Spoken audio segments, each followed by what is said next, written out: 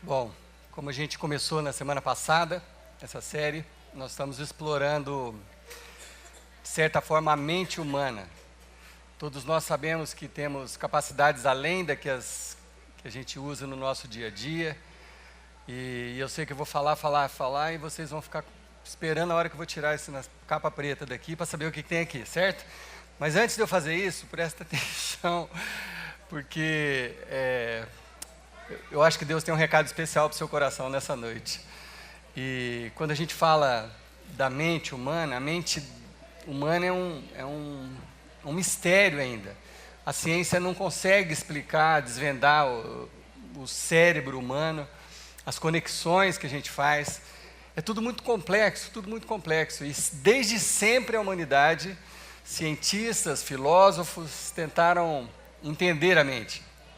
Então, no século XVII, um matemático, um filósofo, tentando explorar a mente, um filósofo chamado René Descartes, tentando explorar a mente, estudar como o funcionamento da mente, ele chegou a uma conclusão brilhante. A conclusão que ele chegou só existe dúvida. Então ele criou um método que, para explicar isso assim, a única certeza que a gente tem é a dúvida. O resto é tudo mistério. Então ele decidiu começar do zero e criou e forjou a frase penso, logo existo. Que a única certeza que ele conseguia ter é essa: se eu pensar, significa que eu estou vivo, que alguma coisa está acontecendo. Então se eu começo a pensar, essa é a única certeza que eu posso ter. Bom, passados-se anos, né? Até essa própria certeza foi colocada em xeque, e a sabedoria popular criou a frase penso, logo desisto. Que assim, eu não consigo entender a nossa mente, o funcionamento das coisas. E a própria Bíblia, se você lê o livro de Eclesiastes, Salomão disse certa vez que não há limites para a nossa inteligência, para a produção de livros, para o estudo, não há limites para isso. E o excesso de busca, de estudo, aquela loucura de você tentar entender, pode enfadar o seu corpo, deixar você cansado, te levar à exaustão. Mas nós decidimos, nesta série, explorar um pouco do funcionamento da nossa mente e tentar entender como a fé abraça esse assunto. Então, a pergunta inicial dessa série, que está no boletim de vocês, era: o que tem em comum a psicoterapia, a bioquímica, o pensamento positivo, a hipnose, mindfulness? O que isso tem em comum? E, inclusive, eu incluí a fé nessas coisas, para responder rapidamente na semana passada que o que tem em comum todas essas coisas é que todas as coisas afirmam que nós estamos vivendo aquém das nossas capacidades, que nós temos muito mais para explorar do que nós estamos conseguindo. Então isso significa que você poderia render muito mais na sua vida cotidiana, nos seus relacionamentos, no seu trabalho, você poderia produzir muito mais nos seus estudos, na sua faculdade, se de alguma forma a gente conseguisse descobrir alguns segredos da nossa mente. Então, eu disse semana passada que se você fala para si mesmo que as coisas podem dar certo, se você acorda todo dia acreditando que as coisas podem dar certo, as chances das coisas darem mais certo para você do que alguém que faz o contrário, que todo dia acorda, ó vida, ó desgraça, essas notícias, o mundo vai acabar. As chances de você ter um resultado melhor são maiores do que a pessoa que não tem um pensamento positivo. Ótimo, bacana, isso funciona. A bioquímica está aí para explicar um monte de coisas também. Algumas químicas do nosso cérebro, do nosso corpo, produzem hormônios ou deixam de produzir hormônios, e às vezes quimicamente você está desbalanceado e você faz loucuras, você perde a memória, uma série de consequências porque é a química do seu corpo que não está funcionando direito. E aí entra a medicina com medicamentos que podem potencializar as suas capacidades.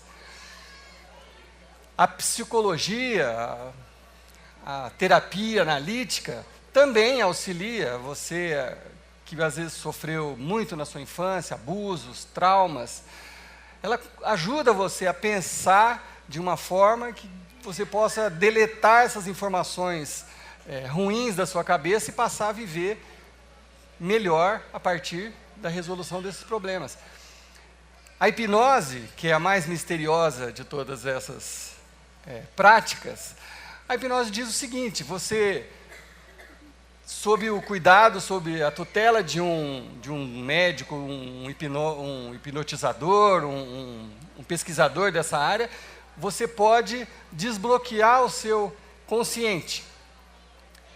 E aí, por sugestão daquele terapeuta, você pode perspassar o seu consciente e chegar direto na sua ação. Portanto, você consegue se livrar de alguns traumas, alguma coisa. E a hipnose é bem curiosa, e lógico que eu não vou gastar tanto tempo nisso, mas é interessante porque às vezes a gente vê algumas coisas na televisão e fica meio chocado. Eu também fico impressionado.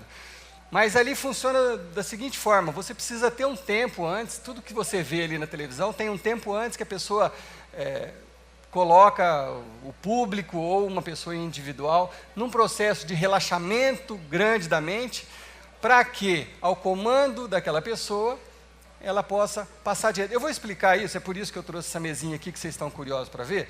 Deixa eu explicar isso melhor para vocês. Nós somos inconsciente, consciente e as nossas ações. A ciência diz que a nossa mente, o nosso inconsciente é muito maior do que o nosso consciente. Até eles comparam com um iceberg, como se a pontinha do iceberg fosse o nosso consciente. E o inconsciente fosse todo o resto, uma parte gigantesca que está por debaixo, mais profundo. Assim funciona a nossa mente. Bom, aqui no seu inconsciente tem todos os seus pensamentos, toda a sua criatividade, tudo que Deus colocou em você está aqui dentro. Seus talentos, seus medos, tudo que você tem está no seu inconsciente. O trabalho do consciente é filtrar essas informações para que você haja, que você tenha as suas ações. Tudo que você faz passa por esse processo o tempo todo, o tempo todo.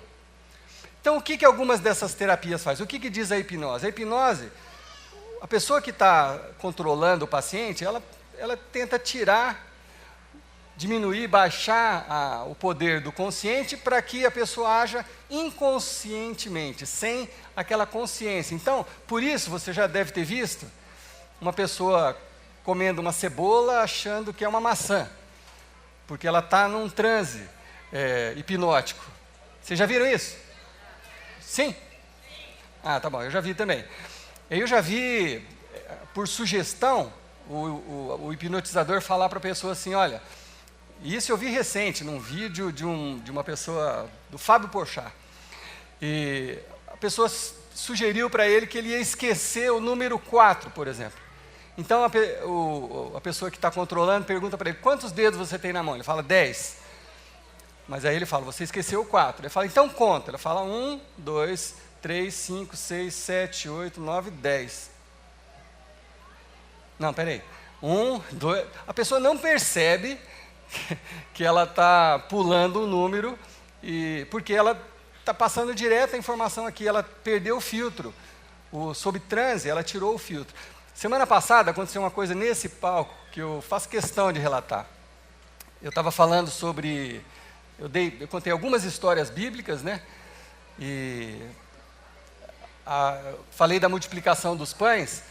E aí, lá na minha casa funciona assim, né? Eu acabo a mensagem aqui domingo, vou para casa, a gente não conversa muito sobre isso, né? Eu ainda estou refletindo muito. Aí, na hora do almoço, na segunda-feira, a gente senta na mesa e aí começam os comentários sobre a mensagem do dia anterior.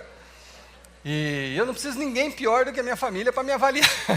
Não, na verdade, melhor, né? E aí, semana passada aconteceu uma coisa interessante. A Kellen falou, a Luísa começou falando: gostei disso, gostei daquilo, achei que ficou claro aquilo, tá, e eu estou só ouvindo.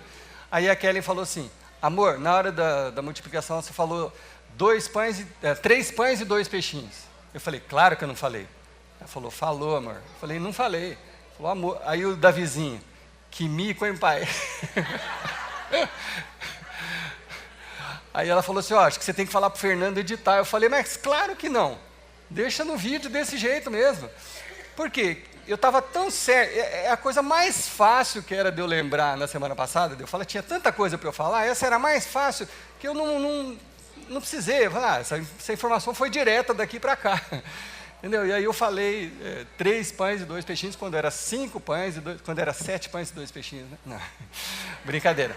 Quando era 5 pães e 2 peixinhos, eu sei desde os 3 anos isso. O que aconteceu? Eu estava tão seguro que a informação passou direto. Isso acontece muito com quem fala em público, temos pastores aqui, né? De vez em quando, porque é difícil, né? Na minha mente agora, está passando uma série de coisas. Eu preciso lembrar o que eu tenho para falar, eu tenho uma série de coisas anotadas, eu sei para onde eu estou indo, vocês estão todos me olhando, eu fico tenso. É uma série de coisas que está acontecendo agora na minha mente. Então, é uma questão complexa. Então, a gente precisa ter essa consciência. É muito difícil falar em público. Então, às vezes você comete esses errinhos. Bom, seguindo. Quando a gente fala das coisas da fé, a gente fala muito sobre espírito e alma. É muito difícil, eu diria quase impossível, para nós sabermos aonde que a alma acaba e o espírito começa. A gente sabe que a gente é formado a gente que crê em Jesus, né? A gente sabe que a gente é formado de corpo, alma e espírito, mas é muito difícil para nós, que estudamos a palavra, que estudamos teologia, saber a diferença entre a alma e o espírito.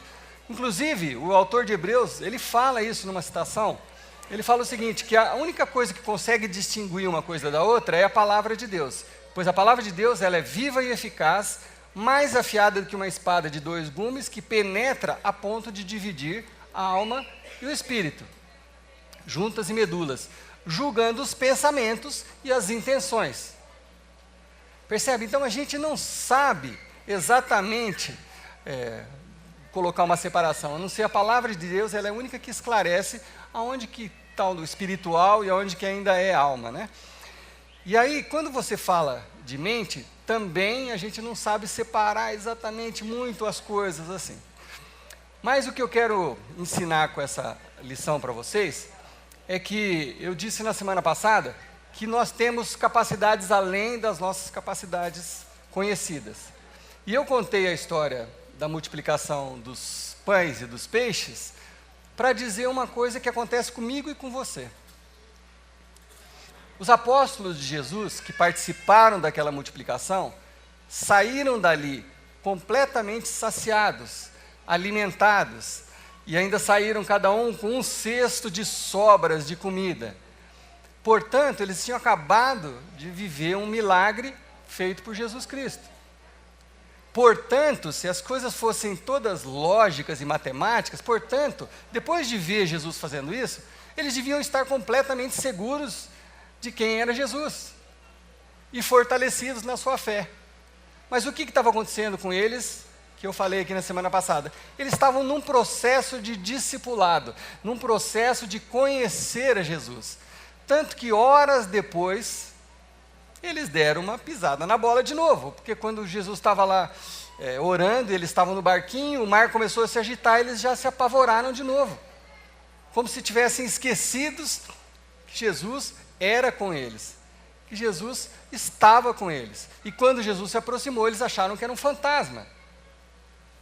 E aí, quando Pedro falou com Jesus, falou, Jesus, se é o Senhor, então eu vou. Jesus falou, vem. Pedro fez uma coisa interessante. Pedro teve que retirar isso aqui, o consciente. Porque ele falou, se eu for pensar, se eu pisar nessa água, o que vai acontecer? Eu vou afundar. Eu disse semana passada, os discípulos eram pessoas extremamente simples. E Jesus fez questão de trabalhar com gente simples, para que, se eles entendessem, qualquer um de nós poderia entender. Então Pedro era uma pessoa extremamente simples, mas ele sabia que se ele fosse caminhar na água, ele ia afundar. Então, ele teve que confiar em Jesus que estava chamando ele, porque ele teve que ousar, ele teve que não pensar que ele poderia afundar, porque senão ele não sairia do barco. Como era Jesus que estava chamando, ele falou, bom, eu não vou nem pensar no que eu vou fazer. Se é Jesus que está chamando, eu vou. E ele foi e caminhou sobre as águas. Ele fez uma coisa extraordinária. Ele fez uma coisa que em sã consciência a gente não faria. O que eu quero dizer com sã consciência? No nosso juízo normal, ninguém sai para caminhar em cima da água. Mas Pedro, porque era Jesus que estava chamando, ele foi. Bom, o que aconteceu com Pedro depois desses episódios? Ele estava nesse processo de discipulado. Então ele andou sobre as águas, aí você concluiria junto comigo. Agora, sim, agora ele não tem mais dúvida nenhuma, certo? Não é essa a nossa conclusão? Depois de eu andar sobre as águas, encontrar Jesus, eu vou ter alguma dúvida ainda? Mas Pedro ainda duvidou de novo depois disso ou não? Sim ou não? Na própria crucificação de Jesus, foram perguntar para Pedro, você não era amigo daquele sujeito lá, Jesus? Não, nem conheço. O processo de discipulado do Pedro, o processo de Pedro conhecer Jesus, só terminou quando Jesus morreu, quando Jesus ressuscitou, quando Pedro viu Jesus ressurreto, e aí sim, uma coisa muito fundamental para o que a gente quer dizer hoje. Quando Jesus anunciou que ele partiria, mas ele enviaria, depois de partir, o Espírito Santo para viver em nós, viver no Pedro, em todos os apóstolos, discípulos e todos nós. Jesus disse isso para Pedro. Quando veio o Espírito de Deus, que é o próprio Jesus compartilhado pelos todos os seguidores, esse é o meu corpo entregue por vós. Jesus, o Espírito de Deus, está no coração de cada um de nós. Quando Pedro entendeu isso, ele mudou. Quando Pedro entendeu isso, ele se tornou o homem mais corajoso daquela época.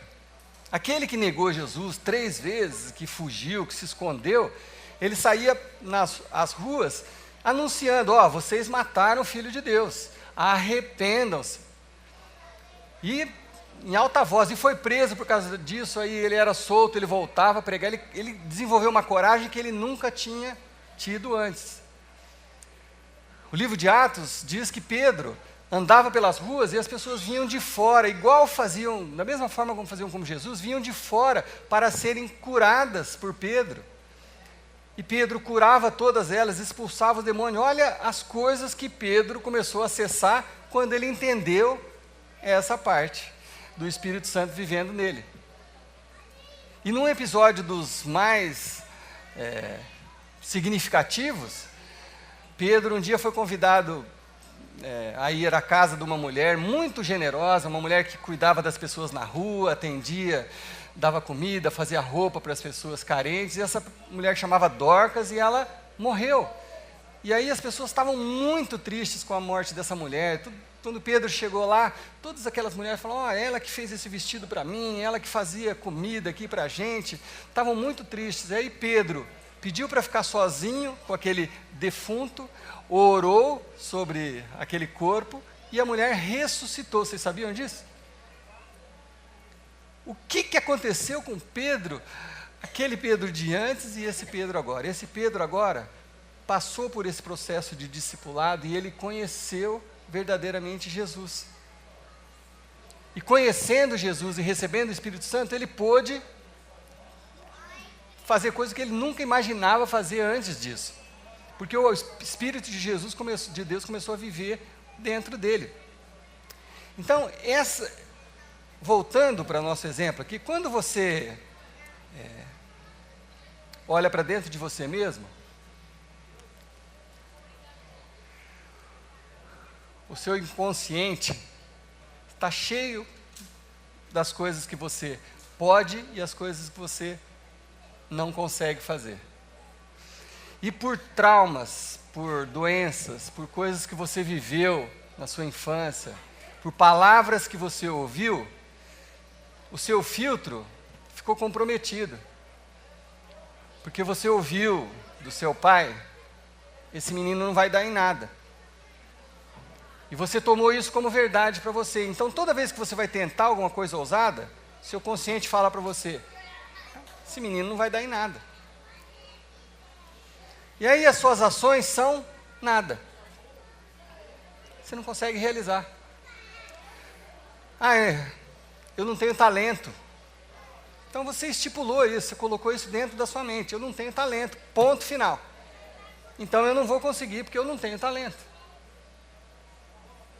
Eu não sou bonito, não sou bonita, eu não sou magra, eu não vou conseguir porque eu não sou magra. E você estabelece isso, você coloca isso entre o que você poderia fazer e as suas ações, e você não faz, porque você já colocou aquele filtro ali. Eu sou doente. Ninguém é doente, você está doente, ninguém é doente, mas você já viu pessoas dizendo, eu sou doente, eu sofro de depressão, eu tenho isso.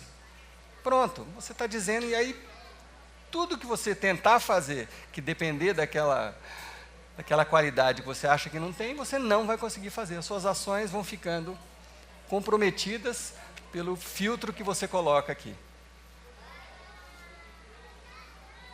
Eu sou tímido, eu não vou conseguir porque eu sou tímido. Eu não vou conseguir porque eu não nasci numa família abastada, eu não tinha, a gente era muito pobre, eu não conseguia estudar, então eu não posso, porque eu não tive uma base, eu não tive uma educação, eu não estudei naquela escola, naquela faculdade, então eu não posso. Percebe?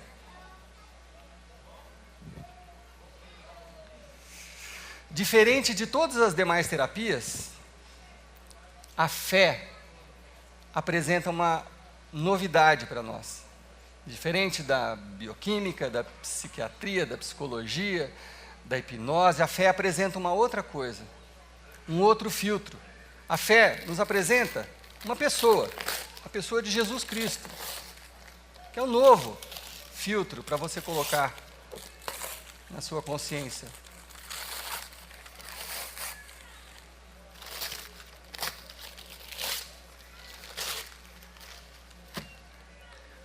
A fé nos apresenta o Espírito de Cristo vivendo em nós, sendo este, sim, o nosso filtro.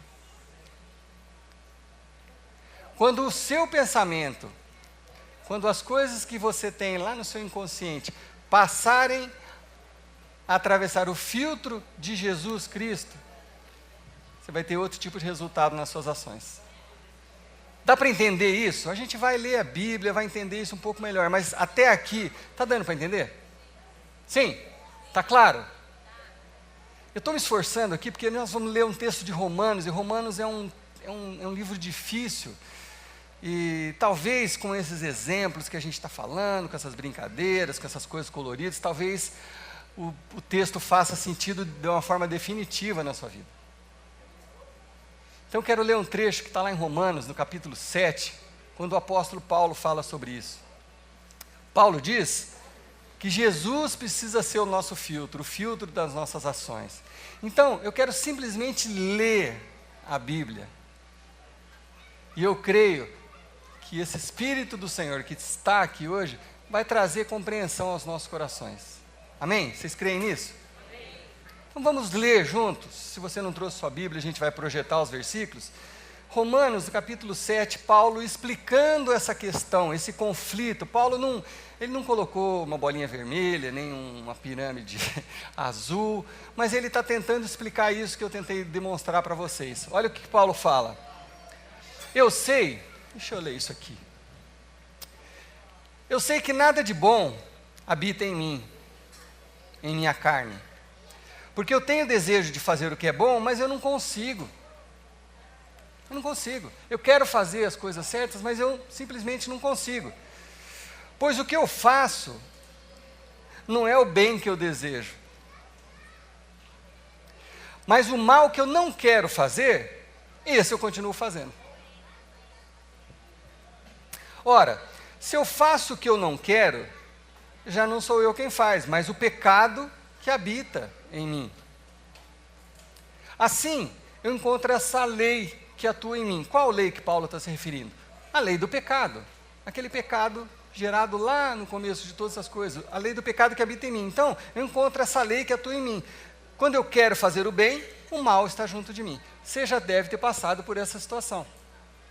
Você até tem boas intenções. Você não queria fazer aquilo. Mas chega na hora você faz. Você queria largar aquele vício, aquela prática. Quando você vê, você está fazendo de novo. É uma lei que está regendo você, a sua mente, portanto, as suas ações. O que são as nossas ações? São o nosso caráter. O que é caráter? Eu já expliquei aqui. Caráter é a característica daquela pessoa. Você é conhecido por todos pela bolinha, pelas suas ações, porque elas revelam o seu caráter. Isso aqui é o seu caráter, são as suas características. É assim que você é conhecido por todo mundo.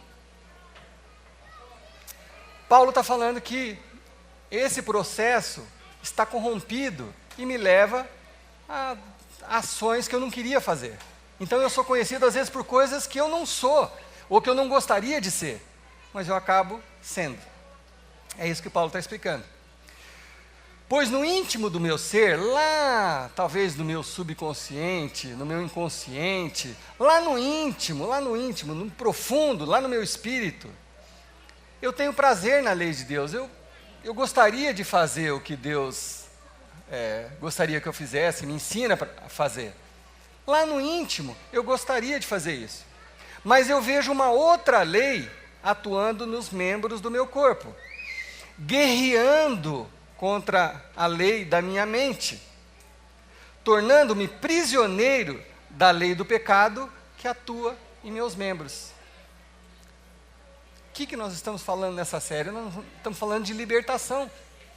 Conhecereis a verdade vos libertará. Se o Filho vos libertar, verdadeiramente sereis livres. Paulo está falando da prisão. É essa prisão que nós muitas vezes vivemos. É disso que Paulo está falando, é dessa prisão. Miserável homem quem sou. Que droga, né? Paulo está falando. Que raios. Que coisa. Quem me libertará do corpo sujeito a essa morte? Porque isso aqui virou um ciclo, um looping de morte nas nossas vidas. Você quer melhorar, mas não consegue. Você se esforça para fazer o bem, mas você faz o mal. Você quer ser legal, mas você acaba não sendo legal. Você quer ser um bom pai, mas aí você acaba não sendo um pai legal. Você quer ser uma boa esposa, daqui a pouco você está pisando na bola de novo. Você quer ser um membro da igreja, participante do reino de Deus, daqui a pouco suas ações não estão refletindo isso. Que raios! Nessa hora Paulo quase que perde a paciência, ele fala, mas que droga! Quem vai me libertar disso? Mas ele mesmo dá a resposta em seguida. Graças a Deus por Jesus Cristo, nosso Salvador. E ele continua no capítulo 8, no versículo 1. Portanto, agora não há condenação para os que estão em Cristo Jesus. Porque por meio de Cristo Jesus, a lei do Espírito e da vida me libertou da lei do pecado e da morte. Vocês ouviram essa frase? Paulo está falando o seguinte: por meio de Jesus Cristo, a lei do Espírito de vida, aquele Espírito que a gente recebe quando a gente recebe a Cristo no nosso coração, por meio daquele Espírito de vida, eu estou liberto da lei do pecado e da morte. A gente pode falar aleluia, porque amém é que assim seja. Mas não, Paulo está falando, já é assim. Ele me libertou, é passado. Percebe? Porque aquilo que a lei, e aí Paulo está se referindo à lei de Moisés, aquele pode, não pode, isso pode, 613 leis, pois aquilo que aquelas leis foram incapazes de fazer, aquilo que a lei fora incapaz de fazer por estar enfraquecida pela carne, Deus fez, enviando o seu próprio Filho. Com um monte de pode, não pode, você não consegue. Então Deus teve que agir. Deus enviou o seu próprio Filho, e enviou Jesus à semelhança de um homem pecador, igual a todos nós. Jesus veio num corpo idêntico ao nosso, mas Ele nos ensinou a vencer o pecado, e Jesus veio como oferta pelo pecado, e assim Ele condenou o pecado na carne. Jesus chegou ao pecado? Perdeu. Está condenado, acabou, fim. A fim de que as justas exigências da lei fossem plenamente satisfeitas em nós, que não vivemos segundo a carne, mas segundo o Espírito. E aí, só para fechar esse assunto, Paulo, em outras cartas que ele escreve, no livro de Gálatas, ele encerra o assunto. Aí não fica mais dúvida nenhuma. Gálatas capítulo 2, versículo 20, Paulo diz assim: porque eu fui crucificado com Cristo. Quer dizer, eu estava lá naquela cruz, eu merecia estar lá, por causa do meu pecado, porque eu tento e faço tudo errado, eu peco mesmo, eu desobedeço. Então eu fui crucificado ali com Jesus. É assim que eu preciso entender, porque Jesus morreu por mim. Assim, já não sou eu mais quem vivo, mas Cristo passou a viver em mim, porque eu estava ali junto com Ele na cruz. Cristo passou a viver através de mim, em mim. E a vida que eu vivo no corpo agora, vivo-a pela fé. Fé em quem? No Filho de Deus, que me amou e se entregou por mim.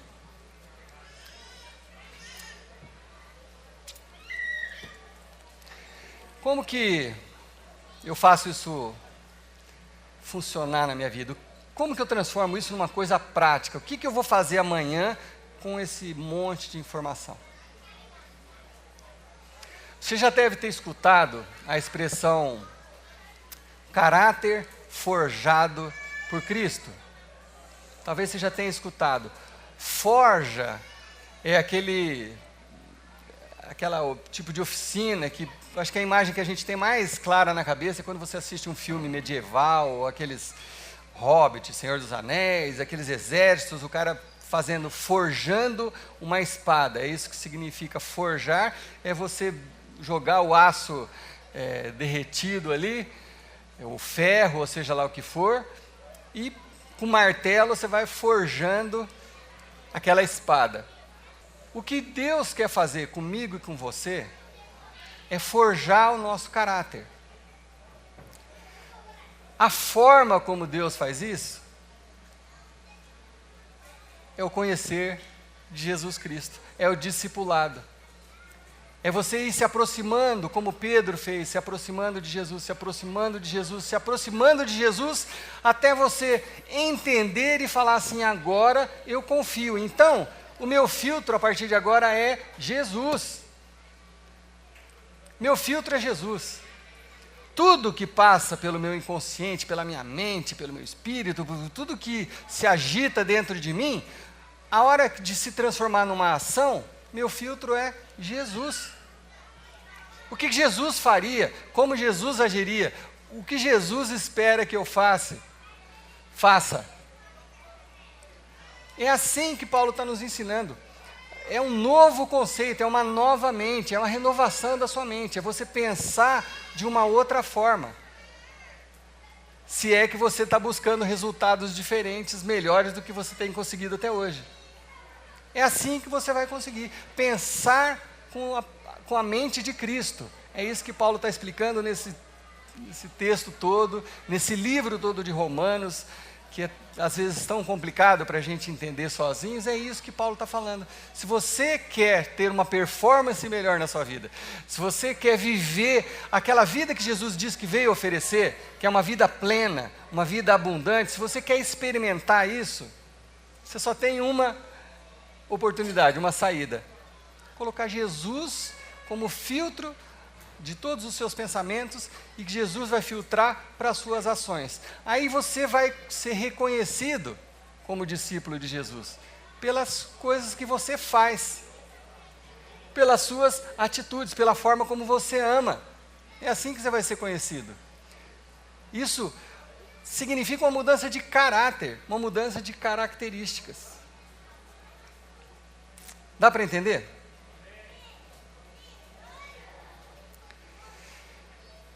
Eu não sei, de verdade, eu não sei o que tem te impedido de viver essa vida plena, eu não sei. Eu não sei quais são as palavras que foram ditas para você, quais são os medos que você tem, as inseguranças, o seu problema de saúde. Eu não sei quais são os bloqueios, o tipo de filtro que você está usando para as suas ações. Eu sei de uma coisa: se você se render, e se você buscar esse Jesus, buscar conhecer esse Jesus e colocar esse filtro de Cristo na sua vida, as suas ações vão ser potencializadas. Todas elas, eu creio nisso, mas de todo o meu coração, como eu creio que vocês estão aqui na minha frente. Você vai ser o melhor pai, vai ser o melhor aluno, você vai ser o melhor filho, você vai ser o melhor servo de Deus, você vai ser uma melhor amiga, o melhor amigo, o melhor marido, esposa, você vai render melhor no seu trabalho, tudo posso naquele que me fortalece. Se Cristo vos libertar, verdadeiramente sereis livres. Então o que é que está te segurando? Quais são os seus traumas? O que eu quero fazer agora, meus irmãos, com todo o meu coração, eu quero orar por vocês. Quero orar por vocês. Por cada um de vocês, mesmo que eu não vou citar o nome de todos vocês, porque eu nem sei, mas todos, eu quero orar por vocês, para que seja lá qual for o trauma que você carregue, seja lá qual for o problema que você tenha, o bloqueio que você tenha, as coisas que foram ditas para você, em nome de Jesus eu creio que tudo isso pode cair por terra nessa noite. Eu creio nisso. Você não é o que os seus pais disseram que você é. Você não é nem o que as pessoas, seus inimigos, dizem que você é. Você é quem Deus diz que você é. Esse é você. Esse é você. É quem Deus diz que você é. Então eu quero orar com você. Eu quero convidar o Benê. Eu falei com ele no começo. Quero que ele venha aqui comigo.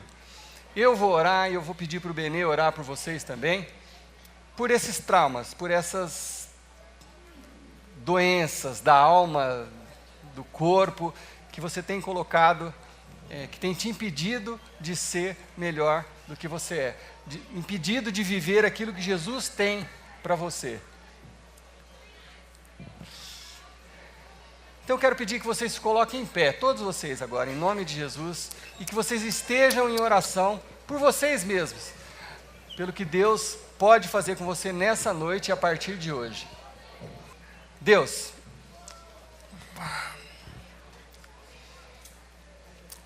são informações, são entendimentos, mas é a Tua palavra que nos chama para a liberdade, Pai. É o Teu Filho Jesus que nos convida para essa liberdade. Eu não conheço a vida de cada um aqui, eu não conheço a mente, nem os problemas, nem os traumas, mas o Senhor conhece a cada um, Deus. O Senhor sabe o que cada um já viveu até aqui, o que cada um já ouviu, as palavras negativas, as maldições, os medos. O Senhor conhece, Deus. E seu Filho veio para morrer naquela cruz, para levar toda essa maldição ali com Ele crucificada, para que a gente pudesse ser livres. Então é nessa palavra que eu oro por cada irmão que está aqui nessa noite. Que em nome de Jesus isso desapareça hoje, Pai, essas barreiras, esses medos, e que a gente possa em nome de Jesus viver o que a gente veio aqui para viver. É uma vida plena, uma vida completa, uma vida abundante, seguindo os passos de Jesus. Em nome do Teu Filho amado Jesus. Amém. Pai, obrigado pela Tua palavra, obrigado Espírito Santo, porque Tu nos instruis, Tu ministras ao nosso coração a palavra que é dita, a palavra que é pregada, ela é traduzida pelo Teu Espírito no nosso coração, Senhor. Obrigado porque ela diz que nós não devemos nos conformar com este século, não devemos nos conformar com este mundo, mas transformai-vos pela renovação do vosso entendimento, da vossa mente, para que experimenteis qual seja a boa, agradável e perfeita vontade de Deus. É o que nós oramos, para que cada um possa experimentar, Senhor, esse destravamento pelo Teu Espírito Santo, pelo entendimento da palavra, pela revelação daquilo que o Senhor Jesus fez por nós na cruz, o preço que Ele pagou, o poder do Seu sangue, o alcance da Sua morte e ressurreição. Sim, Senhor. Nós fomos feitos, cada um de nós fomos feitos em Cristo Jesus, uma nova criatura. É verdade. Senhor, nós temos novos pensamentos, nós temos novos sentimentos, nós temos um linguajar diferente, Senhor, uma maneira de falar diferente, nós temos novas ações. Aquilo que foi dito, que as nossas ações possam corresponder a quem nós nos tornamos em Cristo Jesus, a quem cada um de nós se tornou em Cristo, que as nossas ações correspondam a esse novo homem, a esta nova mulher, que pela cruz do Calvário nós ganhamos o direito de ser, Senhor, fomos transformados pela cruz.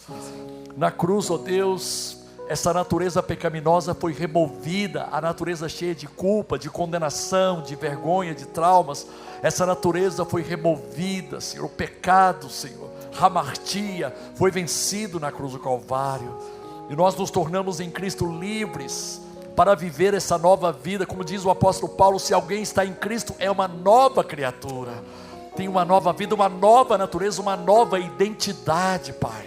A partir dessa nova identidade é que nós somos definidos. Nós não somos definidos pelo nosso passado de dor, de fracasso, de traumas. Nós somos definidos a partir dessa nova criatura, Senhor, que fomos feitos em Cristo Jesus. E a partir dessa nova criatura, Pai, as nossas ações, elas se tornam correspondentes a quem nós somos.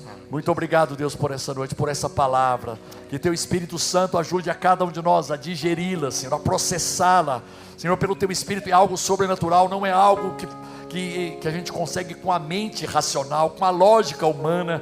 É uma ação espiritual do Teu Espírito no nosso coração.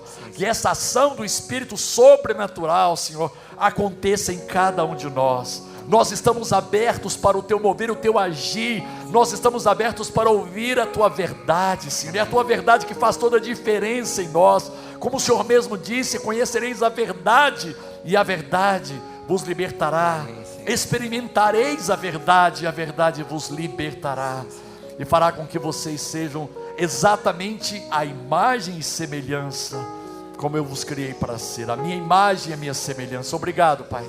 Fortalece a fé de cada um dos meus irmãos, fortalece a nossa fé nessa noite, Deus, para que possamos experimentar coisas novas, para que possamos andar numa dimensão nova, uma dimensão altamente espiritual, totalmente guiados, dirigidos e conduzidos por Teu Espírito Santo, nos mínimos detalhes, nas minúcias e nos pormenores, em cada área das nossas vidas. Nós nos submetemos a Ti, nós nos entregamos, como foi cantado aqui no início, nós nos oferecemos a Ti. Nós oferecemos a Ti tudo que somos, tudo que temos e tudo que fazemos. Obrigado pela Tua palavra, obrigado pelo Teu desafio, Espírito Santo, em nome de Jesus. Amém, amém. A gente vai cantar mais uma vez aquela música da abertura, e agora ela vai ter um outro sentido nas nossas vidas. Então, antes de cantar, eu só quero que vocês repitam comigo: eu sou livre porque Cristo me libertou. Não, com vontade agora. Eu sou livre porque Cristo me libertou. Eu sou livre porque Cristo me libertou. Eu não sou o que pensam de mim. Eu não sou o que pensam de mim. Eu sou quem Deus diz que eu sou. Eu sou quem Deus diz que eu sou. Não entendi. Eu sou quem Deus diz que eu sou. Amém? Vamos cantar então.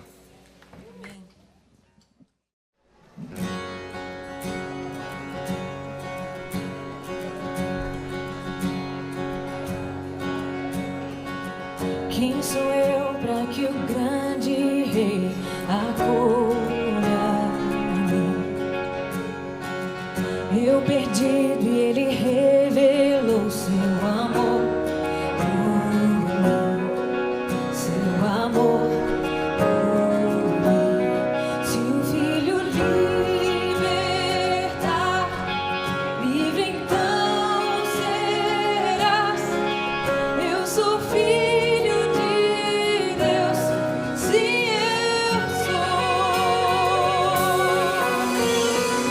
Sua graça me resgatou, sou livre. Mesmo eu sendo pecador, morreu por mim.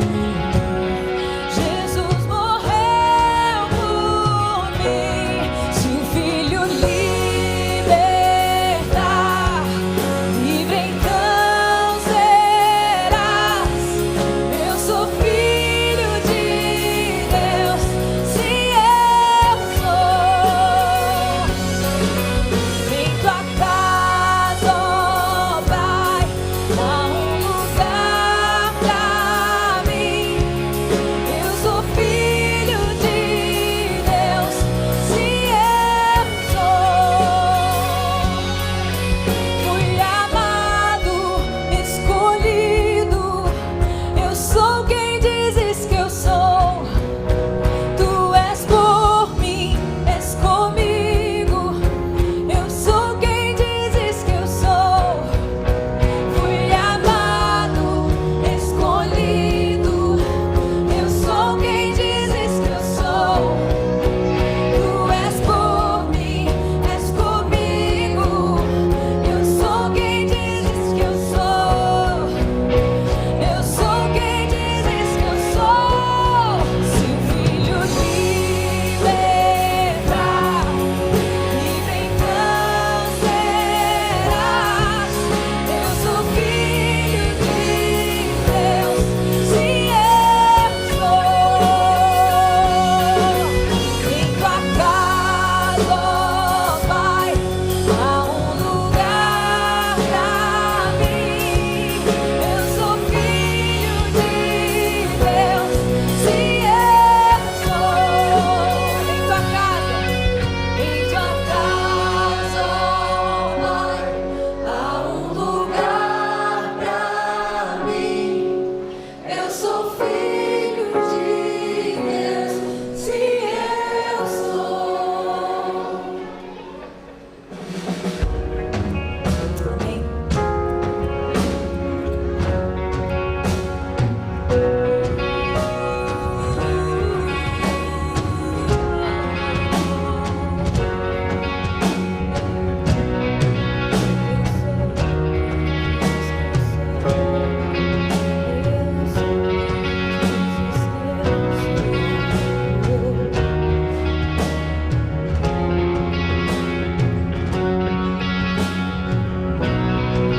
Fui amado, escolhido.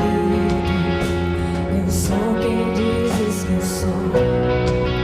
Tu és por mim, és comigo. Eu sou quem dizes que eu sou.